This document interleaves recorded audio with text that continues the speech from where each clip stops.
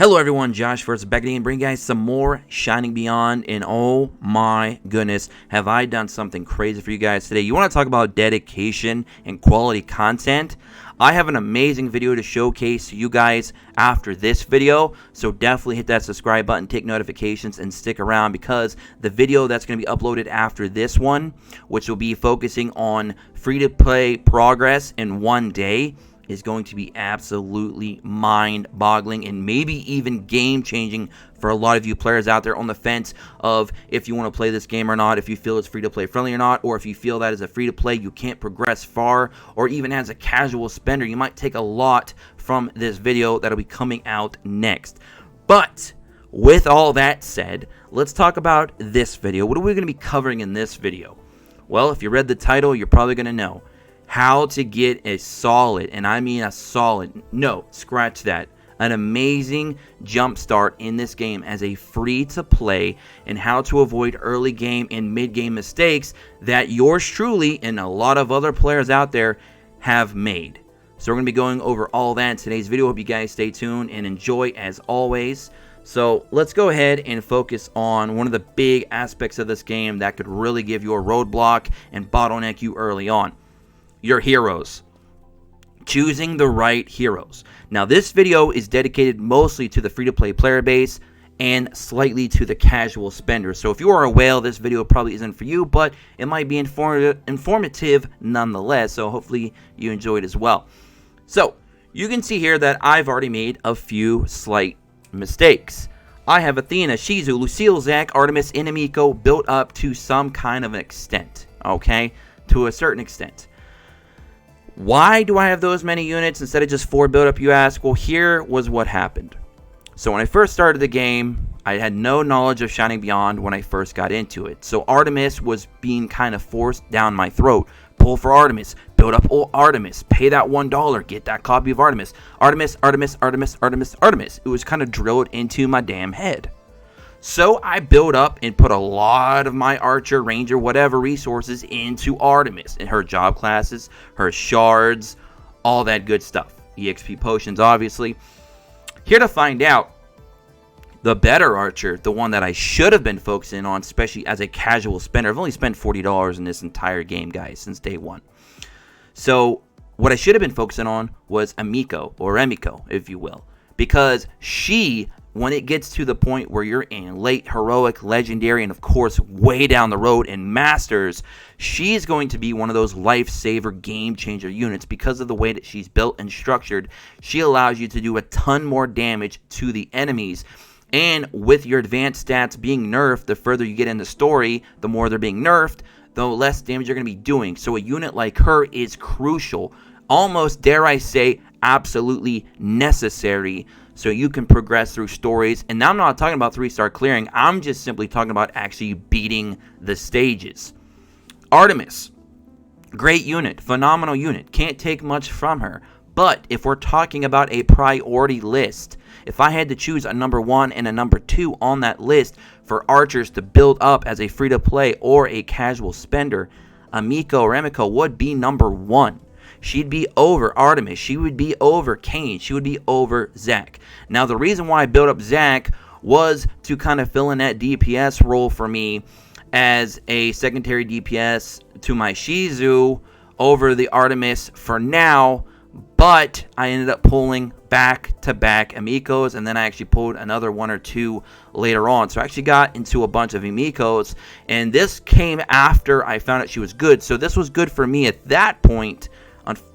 Unfortunately, she just came a little late to me in the game. If I would have known how great she was at the start, I would have started with her and ignored Artemis completely for now, and I wouldn't even have had to have built up Zack because I'd already have Emiko there. I'd already have a DPS such as Shizu.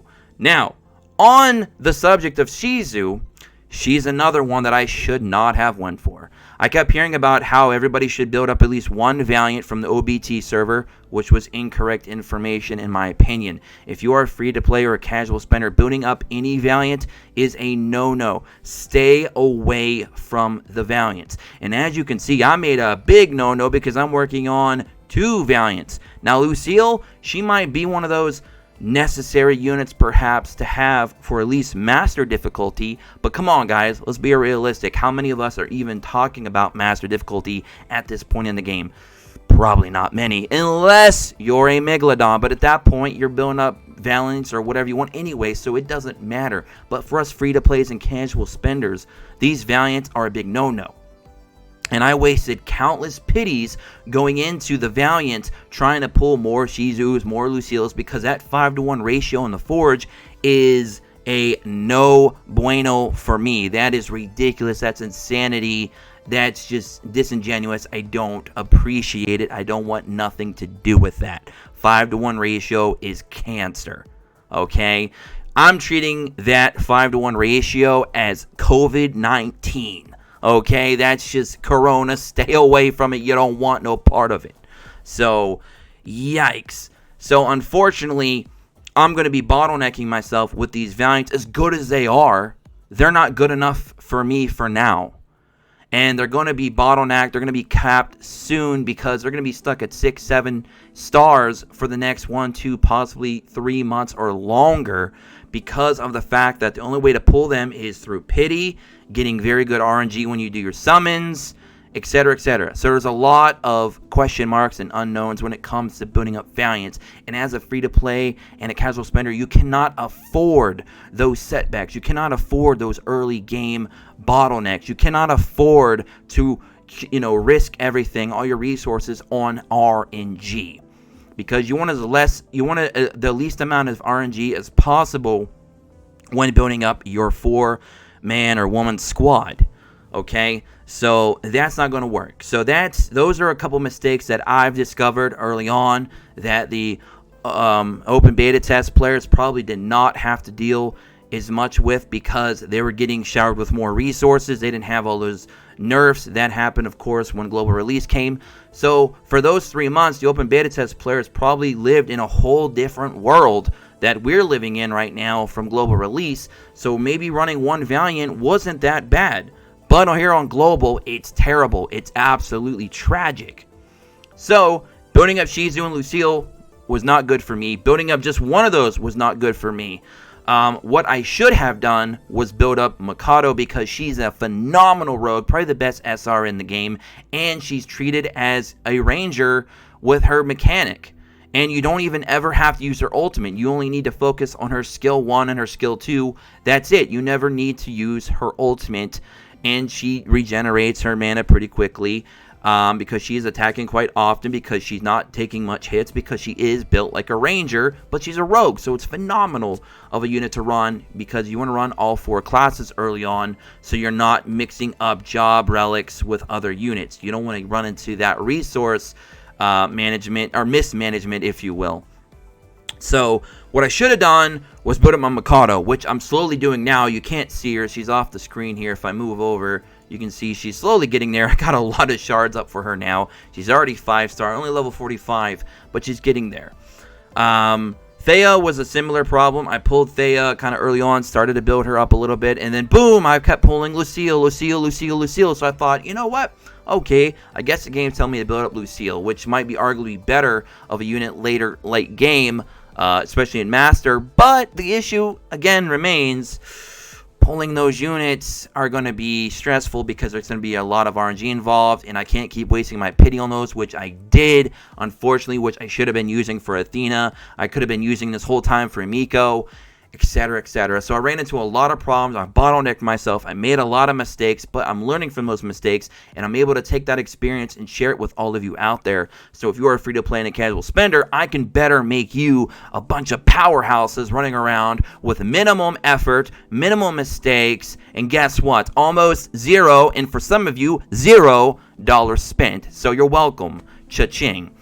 So that's kind of what the problem there. Now, one cool thing about the game when you do start getting into like heroic, EXP potions stop becoming a problem, because now you can start using them on your side characters. So you can actually start building up a lot of characters to level 60, 80, 100 plus on the side without wasting resources, because your main characters are going to be leveling up pretty good with the store EXP, which starts to pick up quite a bit in Heroic and onward. So EXP potions, that problem early game does start to fade away, thankfully, when you do get into Heroic. That's why I'm not upset at all about having multiple characters level 80 plus. That's not a problem at all. We're good to go with that. My biggest issue is throwing in shards into SSRs that I'm not going to be using long term, or I'm going to get capped on early on because they're going to be harder to get. Which is the case with the 2 Valiants, obviously. And the job relics, of course, also being a problem as well. So I just wanted to get you guys all caught up on that. Now, another thing that's a problem that free-to-plays and casuals should be really looking into. Purple gear. We were told quite a bit, go for the 5-star gear, go for the 5-star gear, go for the 5-star gear. Wrong, wrong, and wrong. If you are a free-to-play or a casual spender, I'm going to tell you guys right now what you need to do. You need to take that purple gear, get it out of your mind, and go all blue. Blue, baby. Okay, we're going all blue. Blue is my favorite color, so it makes perfect sense that it should be the best and perfect gear for you free-to-plays and casual spenders out there. So the way you can go ahead and just twist this, if you will, if you want to compare it, Tier 4, which is the max, you can take a blue, 4-star blue set of gear instead of Tier 5 like purple. It goes to Tier 4. Tier 4 is comparable to Tier 3 purple, except it's much cheaper to build up. It's easier to get the gear for. The percentages for success are slightly better, and you can get it to Tier 4 maxed out, and half the time you're going to be able to get a Tier 4 purple, let alone a Tier 5 purple, which is going to take a significant amount of time, a lot of blue dust, and all kinds of other resources that you may not have available, and you're going to be stretching yourself very thin.